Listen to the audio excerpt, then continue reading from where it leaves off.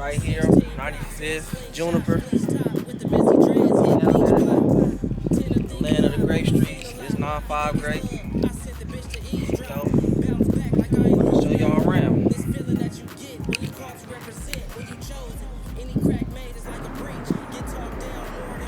So, quick question, man, on 95th Robbery TV. He reported. Hey man, so what it's like growing up over here, man? Stupid like this, nigga. Growing up over here. Shit, to us is normal. It's everyday life, shit. You see everything. The good, the bad, the ugly, the worst. You see it all. And how have you watched where you grew up evolve? Yeah, they building shit, but they building stuff, but the mentality, you gotta change that. You know, what you put in any hood, not just over here. You gotta put something in the hood for niggas to do. Get something productive for niggas to do to change the mentality. You know what I'm saying? You can build anything you want around this motherfucker. Facts. And what do you feel like the mentality is in this area? Survival. Niggas hungry. Niggas ain't eating. We in survival mode on a plane going over. I was saying the mentality is survival. Shit, you feeding on what you can, eating what you can. Whether that be, you know, these businesses, your homies, another nigga, going downtown, getting whatever, you know, or Hollywood, whatever you could. Survival, bro. Get a nigga out of survival though, that's when things change. So what's something fun? Wait, hold on, baby, where is you? Hell no, she smoked meth. She smoked meth. Man, you can see that car? Oh no, I wasn't even paying attention. I just seen two bitches and they just drove by. I was like, see how the fuck. I said, so what's something you could do for fun over here? Fun shit. Take y'all down there in a minute. Go to 92nd, play 3-on-3, have water fights.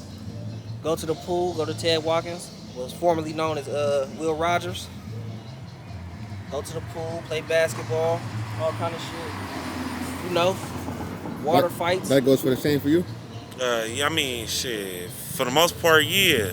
But you know, growing up in a low poverty area like ours, we just create we create opportunity out of nothing. You could be right here, 4 gang members, and just start shooting jokes. Yeah, that too. You know what I'm saying? I could tell by how you dress, you look like you have fun. So they describe, you know what I'm saying? But unfortunately, you know, it's people out there that don't like how I'm dressed. So, you know, this all comes with it. That's the second time nigga done drove past doing weird ass shit. See, that's what it's like growing up over here. You gotta watch everything. You gotta be on top of everything. Hey gang, I got a personal question for you. How you feel like with the mentality in this area, how you feel like that help you cultivate your music? Music. What I speak in my music is what everything I stand for as a man, everything I envision, everything, my perception and all that. So hold up real quick. I'm about to come back down there right now. Your food is here. You checked on your daddy? Yeah, he already he sleep. Oh, okay. Alright. My music is my perception, my real life, bro. Everything that I seen, everything that I went through, being over here, moving around, it made everything you hear in my music. You know, that's as simple as I could put it. So, if you could change anything in your environment, what would it be?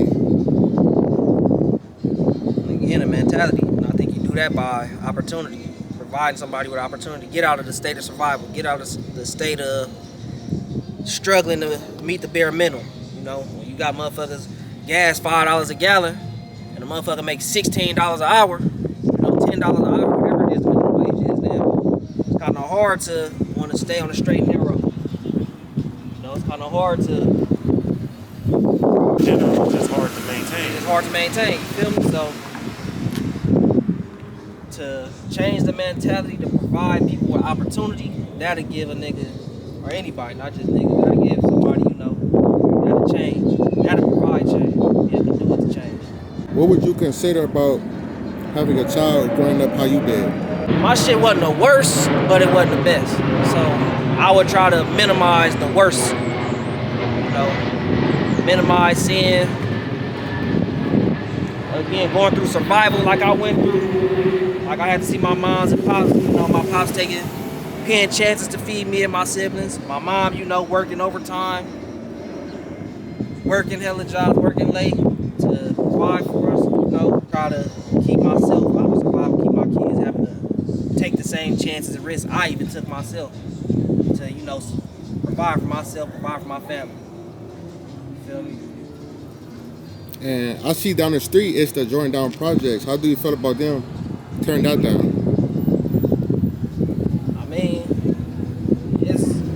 I guess that's a step towards what we was talking about, change. You know, that's a step towards it, but I say in that you still got to provide people. If you're going to tear down people's homes, tear down where people been living all this time, I think you give some incentive. You're supposed to give some incentive to make, you know, again, if your ultimate goal is to make the neighborhood better, the community better, yeah, tear it down, make way for change and all that, but provide some incentive to keep somebody on the straight and narrow, you know, to keep somebody fed, quote unquote. You know, give them something productive to do. You could tear down anything you want to, but if nothing changed, you don't provide no opportunity, no productivity, ain't nothing really gonna change. Shit, they're gonna end up tearing the new ones down too. What is the different set gangs that is a part of Grape Street? Where does it start from? So it start right here on 95th. Then you got 97th over there, 97th and Bandera. Then you got the projects, which everybody knows is like the home of Grape Street, Jordan Down Projects. And then you go all the way down to 11 Dukes. That's 112th grade. So all of it's the same though. It's all Grape Street, it's just different cliques, different blocks. We right here on 95th Street on the projects, they go 99th all the way 103rd. Then you got the 11 Dukes, shout out my EDG. So what is the difference between the 9-5 Grapes and the Jordan Down Projects? Just the street, that's it. Just the street. We on 95th Street, 9-5, 95th Street. And then you got the Jordan Downs, which is a whole project house. No, it's project community. Or housing community, however you say that. Really ain't no difference besides the street location. Location of the street, that's it. Right. Ain't no difference. We all go through the same thing. We share the same enemies, share the same friends.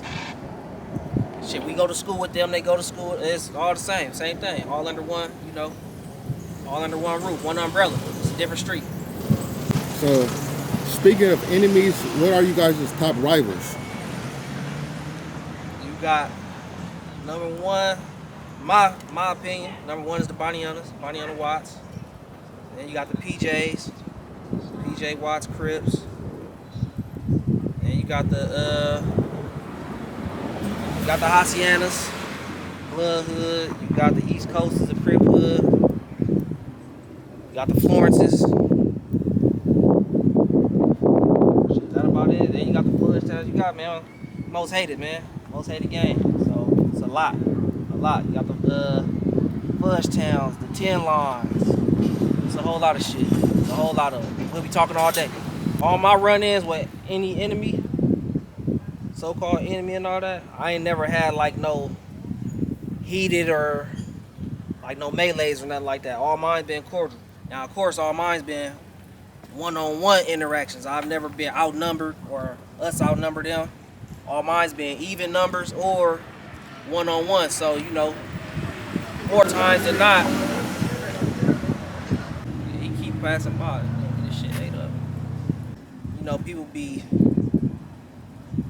I ain't gonna say nice, I don't wanna disrespect nobody, but niggas be more willing to talk and, you know, interact with you on a one-on-one situation in contrast to a situation where you outnumber them or they outnumber you, then you know, niggas gonna try to call, initiate a problem with you because you outnumber. But every interaction I done had been, you from where? Okay, yeah, all right.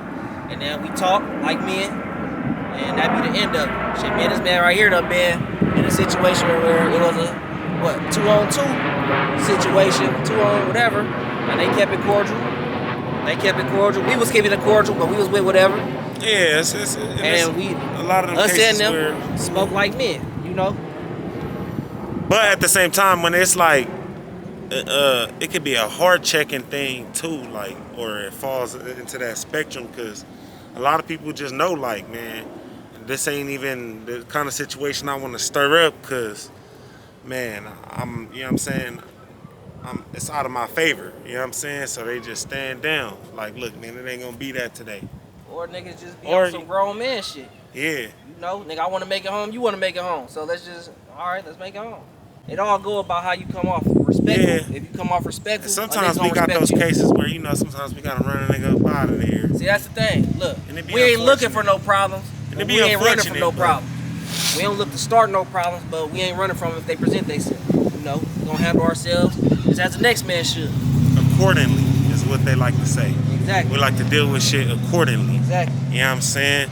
But just know, you pipe up, the pipes will get hot. You don't have to let go. That's as simple as that. Simple as that, man. I'm sure every man feel the same way, or should feel the same way. Don't look to start nothing, but if it happens, shit, look to do what you're supposed to do. Facts. So would you consider this corner as a danger zone? This whole area is a danger zone. Anywhere in LA is a danger zone. Anywhere in LA is a but danger zone. because, like, to me, this home to me. And if I were to go somewhere else, Yeah, you'll feel like you know what I'm saying? I more feel in like danger because I'm more in danger because I don't know the area. Yeah, you feel foreign to it. Yeah, so, you know what I'm saying? It's to each his own. Now, this corner specifically that we standing on is probably one of our hottest blocks, you know, where, shit, was that, two days ago where niggas done came through, you know. Right after a cordon, niggas is shooting up the hood. So, you know, Came through. it happens all the time. You got different shit going on. Plenty of interactions on all these different blocks, man, from Wilmington to Alameda. You know what I'm saying? The whole main line. Shit done happened all across this shit. So, from, like you said, from Alameda all the way down to Wilmington. It's, You know what I'm saying? The whole main line.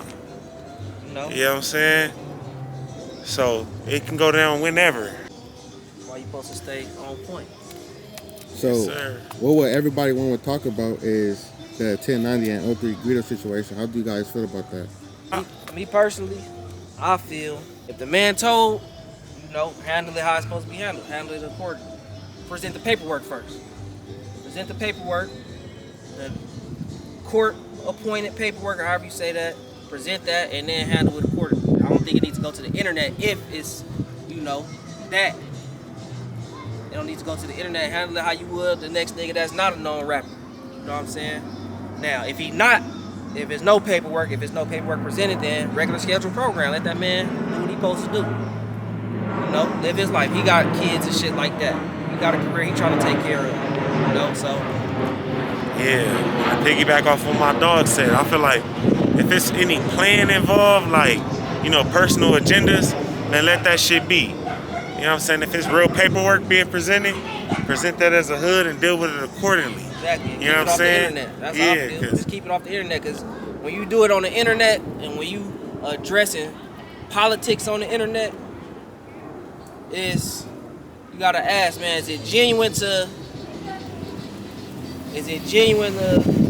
code of ethics that we supposed to be following? Meaning you holding court on some, man, this the hood, I love the hood, so I'm gonna do everything to keep the hood in line. I'm gonna play my part. Are you doing it genuine to that, or are you doing it to get attention from the situation? If you're doing it for attention, then it's not really genuine to this over here. Honestly, we know a shit where niggas is fucking with little girls, doing shit, they robbing homies, a lot of shit that's frowned upon. Niggas don't bring that to the internet. So why bring this to the internet? It's other niggas that untold, and not just this hood, every hood. That niggas just let walk around, that don't get brought, you know, to the forefront. So if we not gonna address that kind of shit on, I guess you could say the everyday nigga from the hood, don't address this man in public, under the public eye, because it don't need to be addressed in the public eye. Address all the hood politics shit under the raps, how it's supposed to be. We ain't supposed to be letting everybody know that we at odds with each other. We pointing the man out. That's just my opinion. Me personally, I feel like that. Other niggas might think differently, and to each his own. And you could go all day on that, cause sometimes you might be from a hood where they don't handle shit like that. You know what I'm saying? I'm saying if you talking about they respect the weird, so if you talking about handling shit true to the terms of what the streets is. True to the terms of what the streets is. And what the code is that we honor and live by. You supposed to handle the business under the table. You supposed to handle the business off of the internet. You ain't supposed to let the world know what you getting into. You out here committing a crime, would you let the world know you committing a crime? Yeah, because and then especially if you're an active gang member, you know what I'm saying, and you thinking, and if you thinking half like how I'm thinking, you know what I'm saying, that would give me an opportunity to go score. Man, look, they hood ain't right. Yeah, they you know what I'm saying? Right. Let me go figure out what's going on. So I could, you know what I'm saying, so I can get my name involved. Make us look like we not together. Make us look unstructured, unorganized. You know, and not just my hood, any hood, man. Make a nigga look unorganized and unstructured when you speaking on in-house shit out in the open. All that's doing is creating reckless gang members, which is, you know, what the gang member culture done evolved to anyway. Right. Got young niggas out here doing whatever, whenever, however. So you can't call it. You don't know how to move or how to play it. So in this game, man, you gotta deal with shit accordingly. It's common sense, but it ain't common, big dog. So you know, and this shit ain't no game. Shit can happen, you know, a block from now. You know what I'm saying? So and just that fast, you'll be like, man, I just interviewed this nigga. Right. And 2 steps later, you know, some shit didn't happen. So, you know? When would you think that someone would need to turn in their flag? When you not standing on what you repping. When you're not standing on it, when you're not standing on that, him, and then I just seen a BMW go that way, looking all funny and shit. He trying to get some meth, or he on weird shit. But yeah, man, he turned that flag in when he ain't repping appropriately. Cause when you supposed to turn in your flag is when you're not standing on your principles and morals like a man or as a member. Yeah. That's it. Like you said, man, you supposed to stand on business. You know, you represent something. Man, it's like blood in, blood out with it. It's like this, man.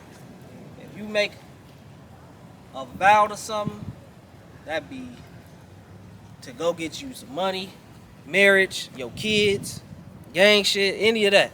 You make a vow to something as a man, it's your duty to honor that. You pledge to something, you supposed to stand on it. Through and through, you supposed to see it out. No matter what. You supposed to see it out. And if you're not about that, you don't need to be pledging to it. Mm-hmm. So if you're not about that fucker turning in your flag, you don't need to be doing this, period. Yeah. If you're not willing to do what you're supposed to do and stand on it as a man, you don't need to be doing it. Yeah, you got niggas who think that's like anything. It's a pause button on this shit too. Yeah, it ain't none of that. Like no.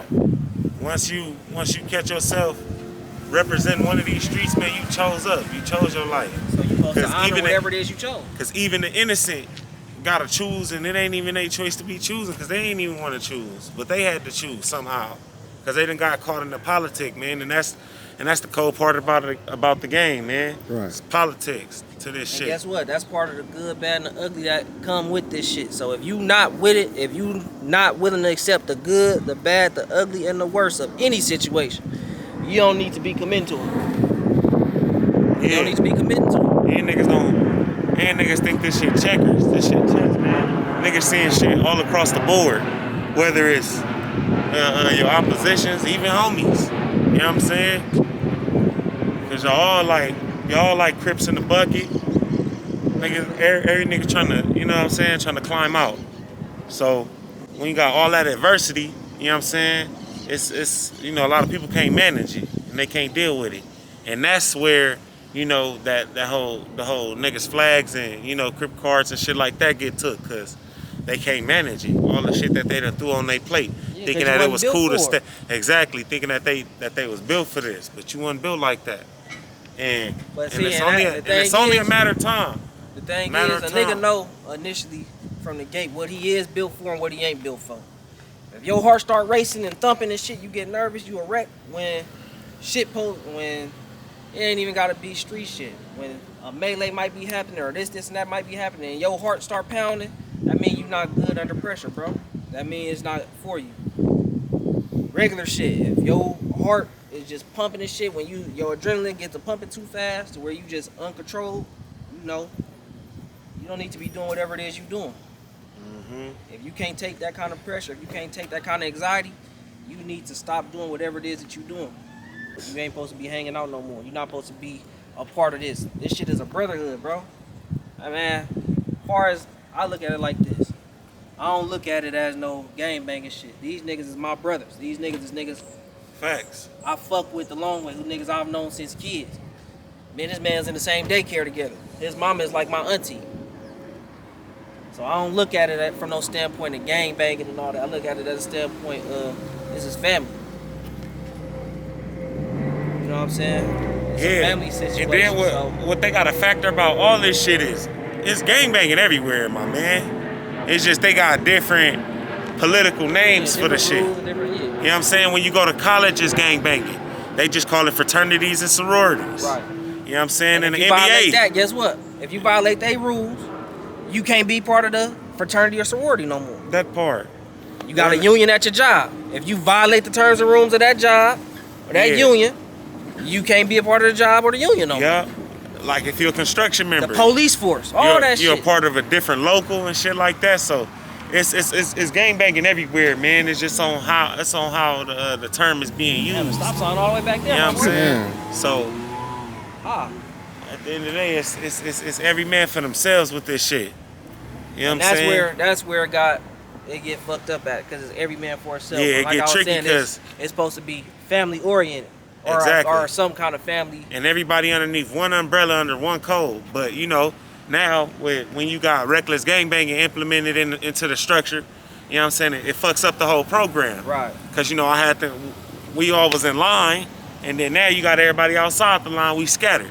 You know what I'm saying? So it just seemed weird. Making their own rules. Now it's click to click rather than all under one umbrella, and we all following these guidelines and rules. Or if I'm weird, I get caught being weird. You know, I'm gonna go hang with the weirdos. We gonna click up. Now we got a new clicking game. Exactly, and then we might be the ones fucking up the hood. Right. You know what I'm saying, and shit like that. So you just got all of this weird shit implemented into this shit. Right.